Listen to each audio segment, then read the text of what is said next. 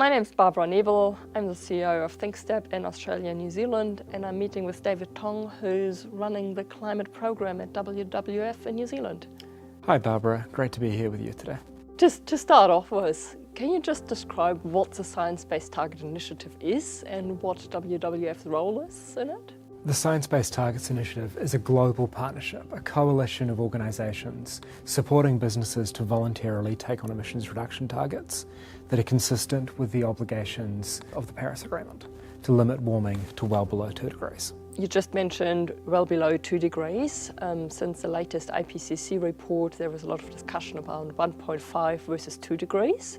What does it mean with regards to the initiative? We are looking very carefully globally at the IPCC's 1.5 degrees report. So we're now, on the basis of that IPCC report, taking another look at how the initiative works. In fact, we've assessed many of the businesses that have set targets at 2 degrees, and a lot of them, in fact, are ahead of the curve and would meet a 1.5 degree target anyway.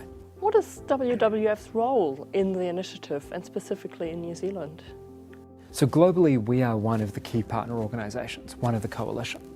And here in New Zealand, our role is meeting with businesses like yours and supporting businesses on the journey to commit to setting a target, to set a target, then to have that target validated. What do you think is a key difference between just setting a carbon reduction target and between setting a science-based reduction target? Many businesses set carbon reduction targets, and those targets vary hugely.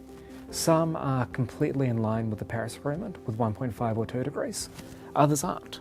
By setting a science-based target, you can know that your target is in line with limiting warming to below 2 degrees. Do you also see smaller businesses joining the initiative, or is it really just for large businesses? It's open to any business, and we'd encourage businesses that want to have trusted brands like the WWF Panda beside them to take on a science-based target.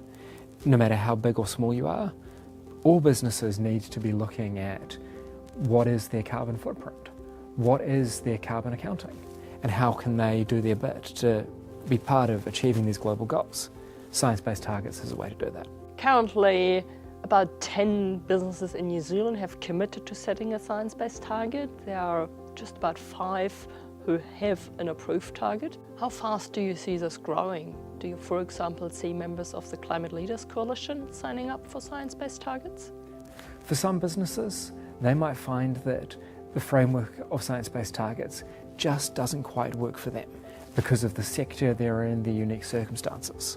But for the vast majority, it is a way that they can be known and be shown to have met the promise they made in signing the Climate Leaders Coalition Declaration.